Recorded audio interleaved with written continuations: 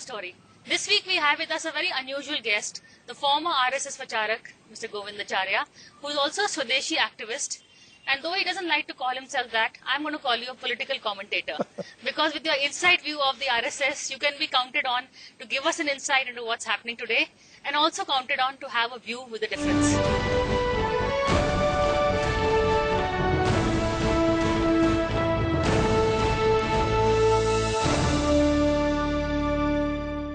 Welcome to NewsX.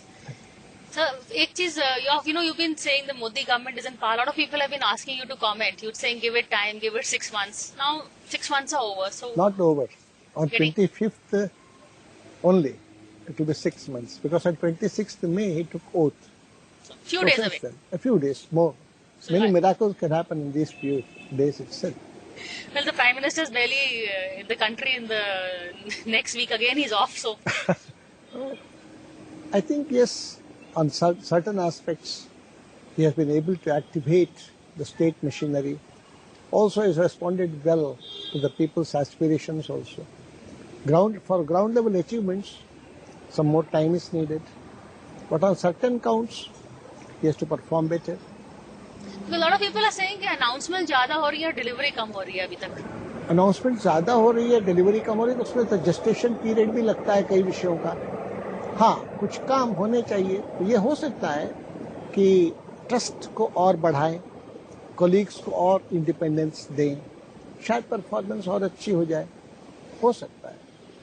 Digvijay Singh ने बात की थी. He said that in his council of ministers he has people who are mostly Rajya Sabha background, so they depend a lot on Modi for their existence. तो ये oppose कैसे करेंगे? श्री दिग्विजय सिंह जी जो कह रहे हैं, हाँ, उनको अपने पुराने कांग्रेस गवर्नमेंट की भी याद होगी. उस समय भी आरोप ये लगते थे. Even prime minister doctor Manmohan Singh ji Rajya Sabha के ही थे. सही बोला. इसलिए वो ठीक. इसलिए आज ऑपोजिशन की स्थिति ही इतनी खराब है कि वो जो बोले, जैसे उस समय भी वही बात थी कि वो अगर ऑपोजिशन वाले कुछ कहते थे तो सत्ता वाले कहते तुम भी तो वही कर रहे हो, तुम भी तो वही कर रहे थे. ये तो आपसी इसमें क्या हो रहा है कि आलोचना की क्रेडिबिलिटी कम हो जाती है. ये जो ऑपोजिशन की आप बात कर रहे हैं, do you think lot of people are saying the BJP has come to power, is it because of a weak opposition और अ स्ट्रांग बीजेपी? सबसे पहले तो non performance, zero governance on the part of UPA 2 was the prime reason, and that was very skillfully encashed by Sri Narendra Modi under the banner of Bharatiya Janata Party. So whole Sangha Parivar cadre, that also helped him out. And as the election campaign proceeded, opposition was still vanquished in such a manner that today's position is there. So who would you give credit to more, the weak Congress or a strong Modi? I will say that skillful Modi should be given the credit first, but it won't have happened that successfully if Congress had put up its fight well. It couldn't. It couldn't stand at the battle. They lost the battle before they began. What is your advice to the Congress? As someone who's watching political events, should Rahul Gandhi have taken leader of opposition, or is he smart to stay away? Because the Congress is not doing anything. A new type of collective leadership needs to be experimented for Congress.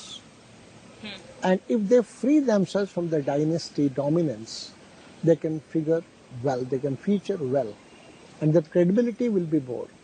If they go by the lines of Gandhi with patience of 20 years, they can definitely contribute for betterment of the country. Do you think it's time for a non-Nehru Gandhi to lead the Congress, or is the dynasty the only glue that is binding the party? It need not be, it should not be rather. The ideology, thought process do for betterment of the country. Do you think it's time for a non-Nehru Gandhi to lead the Congress, or is the dynasty the only glue that is binding the party? It need not be, it should not be rather. The ideology, thought process of Mahatma Gandhi, if it is inspiration for Congress, that to do for it better. Achha, Govind, you spoke of collective leadership. Now people are also saying that Modi is becoming like a one-man, they're saying he's a right-wing Indira Gandhi. So he should take care that this image doesn't continue. He should also make efforts to amend this. The trust deficit among the colleagues he should attend to. That will be for the better of the country. Because this is such a vast country of so much diversities. The teamwork, because every individual, howsoever great he may be, he is a fraction. Only team has the potential of functioning as an integer. The sum total. Sum total. अपूर्णांक होता है, हर आदमी गुणदोष होते हैं, team ही उसको compensate पूरा करती है, तो टीम ही पूर्णांक होती है, integer. But Modi, they say he's relying too much on bureaucrats. You know, some people are saying it's a smart move. Some people are saying it's your colleagues are feeling left out. So that happens. Therefore, a balance is to be struck.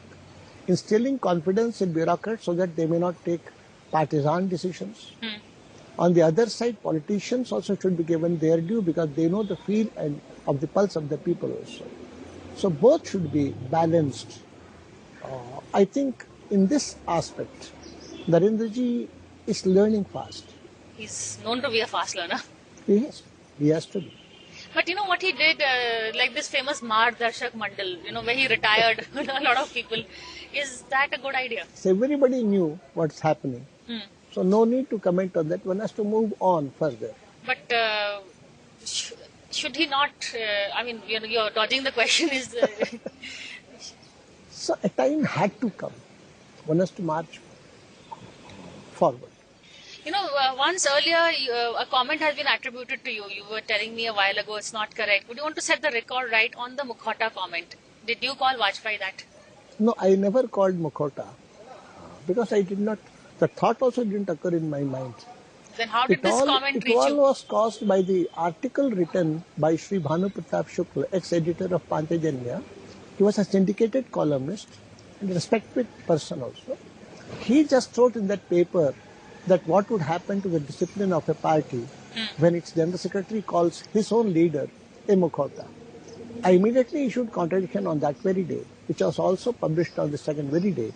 Similarly, British High Commission, with whom, the officials with whom I had been supposed to have talks, they also contradicted that no such comment were passed in the dialogue. So that issue died down by the end of the month October, when I and Atalji had sat. Somebody had told him the tape was there. Then I said, there cannot be a better tool of my defense. You please listen to it. If there is anything derogatory, not only Mukhota and not only Atalji, any other central leader, I will quit public life. Issue ended there. So between you and Vajpayee, there has been no misunderstanding? There was no misunderstanding because I said that you are my father, like I am just learning some and I am trying to contribute my own bit, that's all. And I don't harbor any personal ambition. So I can never be perceived as challenger at all. I am not no threat at all. You know, maybe not Vajpayee, but another man has been experimenting in Mukhotas, Advani. You know, you think he first is pro something, then he goes and says pro Jinnah comments. I think he's a pragmatist basically. And he thinks that for politics, Bharat starts from the Constituent Assembly onwards. So he would always refer to the debates of the Constituent Assembly. In some portion of his psychology, that Bharat is a new nation or nation in the making, that may be there. Therefore, he never unnecessarily dwelled into the glorious past or civilizational strength, social capital, cultural capital. All these aspects he never attended to. But why did Advani resent Modi so much? I mean, the obvious answer is, of course, that they had a clash of ambitions. But beyond that, because I mean, we all know that it was Advani who saved Modi's job when Vajpayee wanted to sack him. So, itna resentment from both sides, how did that happen? I don't think from Narendra Modi's side any kind of resentment was there. तो मार्गदर्शक तो कर ही दिया, दिखा दिया. वो तो बाद में ना, और करते भी क्या, वो भी एक आदर देने का ढंग ही है, to pay respect to the elders. There was nothing more which could have been done. I think at that moment, that was the proper decision. But why, from Advani's side, what was the resentment? It was just thwarted ambition, or you think there's more to it? No, he might have felt that some more time is required for Narendra Modi ji to become Prime Minister. So some other interim arrangement needs to be made. That's what he might have felt. He might have felt that this trust building, teamwork building, that also has to take some time. That might have been the feeling. I don't think personal ambitions alone might have been the factor. I don't think so. Because him sulking, then, RSS trying to convince him, it seemed as if, he was and for a party patriot to throw a sulk like that, it didn't come across well at all. That's what everybody feels. What do you feel? But I think things could have been handled better, so that these twists might not have been there. Moving on to the current thing, there's a lot of controversy about Sanskrit versus German. Do you agree with that? I don't think there is any controversy. Sanskrit has its place in Bharat. But children who want to get a job ahead, they want to opt for German. What's They've the prospect of job in Germany for that matter? So Mandarin sikha do, but at least some other foreign language, but not Sanskrit is the argument. Let the Sanskrit also be there. In Bharat, Sanskrit is not there. Where it would be? And German, Sanskrit are mutually supplementary, complementary only. I don't see any conflict in that. But the fact that the decision was taken in such a way that children are losing their school years. So somehow the perception has been that. Fact is not that. In Bharat, if Sanskrit doesn't get its place, where will it get it? It has to get. Hebrew was brought from somewhere in Israel, and now Hebrew became the national language. Until 1500, or Hebrew? Even in Europe, Sanskrit was the language of commerce and trade. But today it is not. Today it is English or Therefore, Chinese. one has to think of future also. Sanskrit is the most scientific language. So even for computers. So what do you gain? If you make Sanskrit mandatory, children will learn. How will you? They will get a peep into the glorious past, our own heritage on the one side. On the other side, forward looking, if you see, then computers can have the best scientific background only in Sanskrit. Because it is a scientific language. It not only its evolution, its linguistics, its philology, they are all very scientific. So why should there be an objection? The very sense of objection, it means that people suffering from inferiority complex towards our own country, they are taking this stand. They don't have the knowledge about the glorious past which our forefathers have created for us. That heritage, that tradition, they have to learn to value. They haven't. Is heritage the same argument for the Ram Mandir also? For me, Rama Rajya is the quintessence of all what is the best for the cause of Bharat, for the tradition of Bharat. There cannot be any better governance than Rama Rajya. But this politically, what the BJP is doing, they, you look at the recent elections. When they talk development, they're getting more votes than if they talk the whole Ram temple talk. It's not fully correct. By elections ko dekho aur, it is not fully correct. If development had been the only reason, this result won't have come. Are you saying the result is also largely It is just like I feel. It is just like 89 elections result, in which alliance also was one factor, and Shilanyasa of Ram Janmabhoomi also was another factor. So out of 86 seats which we got from 2 in 84 to 86 in 89, 40 seats or odd must have been given to the credit of Ram Janmabhoomi and 40 odd seats for the alliance also. Similarly this time also, Sri Narendra Modi very skillfully blended the two. Pride about our own traditions, respect and heritage, and similarly development, the aspiration of the people also. He could blend it so beautifully. He got such a promising result and lot of expectations also. But what is the difference between the Vajpayee campaign and the Modi campaign? Two recent BJP prime ministers. Somehow I feel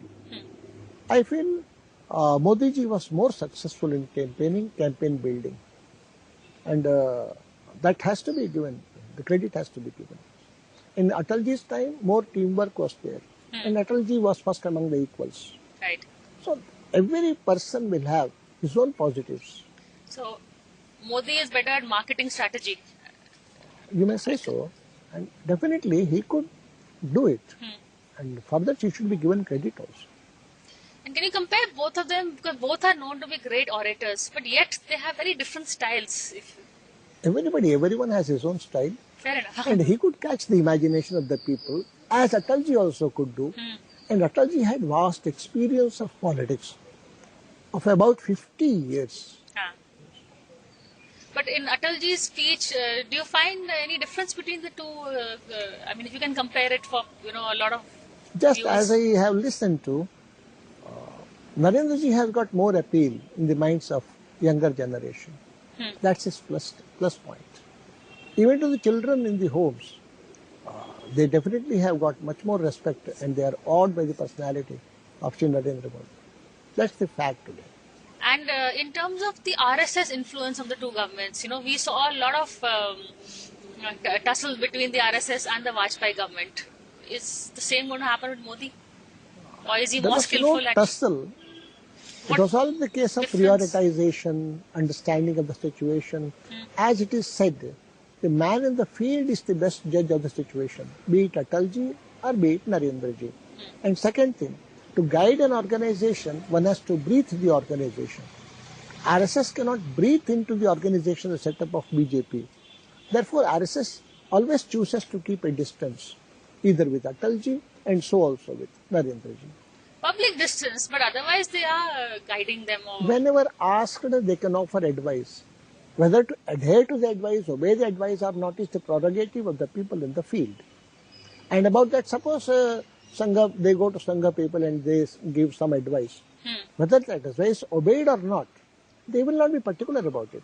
Because they will think that you are also a Swayamsevak working in the political field. You may have the better judgment about the needs of the field. That's where they leave there. They don't follow it up. But getting people like Ram Madhav and all into the organization, is that a good move? No, Rama Madhav might have had inclination about working in field of politics. And in Sangha people, they thought that all right, let him contribute in the field of politics, whatever he may. So they sent him and also many others also. But what they do and how are they accountable to whom? So they will be accountable to the hierarchy of the BJP only. And RSS will not try to push them forward or recommend them for their promotion. No, not that. Once the field, BJP, the leadership has to allocate the responsibility. That's the system of working. You said that the BJP government, Modi government has done some work but needs to do a lot more. What should be the priorities of the government according to you on a personal note? Let the budget come. Then only this government's intentions and the direction will be clearer. We've had one budget. Will be clearer. This was just an extension of the interim budget. It was in a way extension of the older budget. The UPA because budget. This new government could not have that much leisure and time and pay attention to the requirements also. But I disagree with you. Narasimha Rao, when he became Prime Minister, within 47 days he put in a budget, a landmark budget, and Rao did not even know he's becoming Prime Minister. Modi knew better more before all of us knew he's becoming Prime Minister. Why didn't he put a budget in place? No, that budget also had the preparation of the earlier legacy. But here the legacy was different.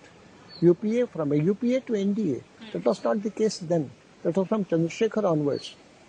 The word did not matter much. It was very brief interlocution. So you're hoping, what kind of a budget are you expecting? Because this government or Modi per se comes with a very pro-corporate tack. Are you worried that this would be a... So I don't want to speculate. Let it come first. But what I always feel, I'm apprehensive whether it is pro-poor or not. And in what way it is pro-corporate or in what way it is pro-poor. In what way it is ecocentric, in what way is human-centric. It will be interesting to know that. Human-centric or individual-centric? Is he going to favor certain individuals? Human-centric means anthropocentric. That is eco-destructive.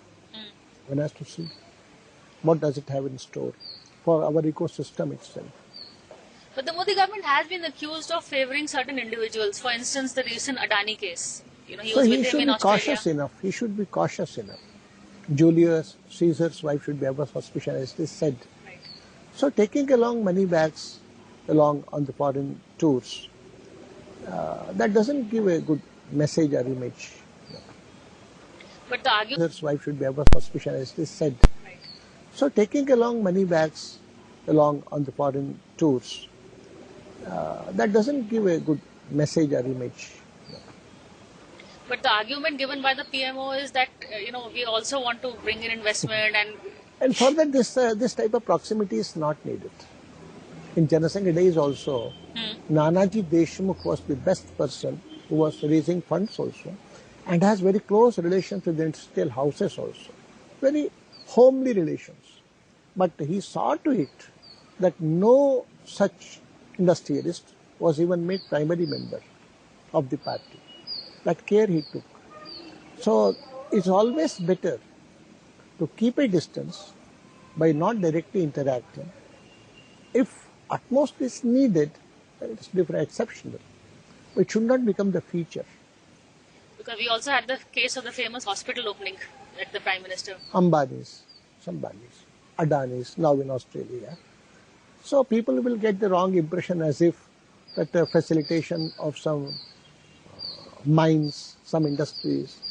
So Prime Minister should see to it that he is able to maintain distance. It will be better for him, for the party and from the governance itself. Because the bureaucratic setup, when he says such powerful influential people nearer to the Prime Minister, then they tend to get influenced without being uttered a single word. Also, when we talk about crony capitalism, when this debate about Adani and Modi came up, Congress walas talk about, BJP shoot back and talk about the Vadra case. As a strategist, what would you advise Modi? Should he go for the kill in the Vadra case or should he just keep it hanging? He should not keep it hanging. Things should reach the logical conclusions. So he should go at least whether there is merit in the accusations on Vadra or not. So whatever is there, it will come out open. What's there? If Vadraji is fair enough, then justice will be there. So nobody should obstruct the legal recourse on any part. But they say in politics, the threat of is sometimes works better than the actual. But that type of politics is not good for the welfare of the people. So people-centric politics, one should be much more serious about certain issues. What about, some people who are left out, like Arun Shourie or, other people who feel they have been left out of the system? Should they be co-opted or should? I don't know whether they feel they have any such feeling. I don't know. Or Subramaniam Swamy? Dr. Swamy is active, whether he is given any post or not. He has got his own personality, his own contribution. So he doesn't need that way any post for himself. Definitely he can do much more if such post had been given, appropriate to his stature. Otherwise also he will remain active for the nation and society, that I know. For example, now itself, he wanted complete ban on cow slaughter, which is a must for our country. So he will take up such issues. That also will do good to the country. That is something that you are also involved in, which... I am also there, definitely, and I have always treated Dr. Subramaniam Swamy as my elder brother. So also, he also treated me as younger brother. Since 1970s, during Bihar movement also he was there. I see. So he is a crusader on the public issues. He will continue to be. And you also become a crusader. You filed a PIL recently against the use of social media by so the government. So I am also an activist, but he has done a lot more. That's what I have read. He's more active an activist. What is Govindacharya's next move? Where do we see you? You said you resigned voluntarily from the RSS. Yes. Now I will invite you or anybody to attend the Bharat Vikasa Sangama from January 19th to 25th at Kaneri in Kolhapur district. There about 1,500 social activist groups will assemble for exchanging their ideas and experiences and learning. And there will be a very big exhibition on 1 acre module, 2 acres module on agriculture. It's organic farming, natural farming, in which a farmer can definitely save 1 lakh rupees a year after cutting all the expenses of his family. Do you miss, last question, do you miss active politics? Because I find it very unusual when I hear you talking about organic farming. I was a missionary in the field of politics. Those issues can be attended outside the political party fabric also. So I'm very active on the political issues also, political reforms, electoral reforms, then making Facebook, Google, others also accountable. So on many such issues, I'm quite active. 6 years back, 7 years back, I had started the issue of Gangaji also. I contributed for that. Which the government has adopted. And now, cow also, I am raising the issue of the environmental, economic, and the faith aspect of cow. Okay, we wish you all the best in this. And thank you so much for talking to Cover Story. Thanks. Well, that's all for this week. Thank you for watching this edition, and we'll see you again same time next week.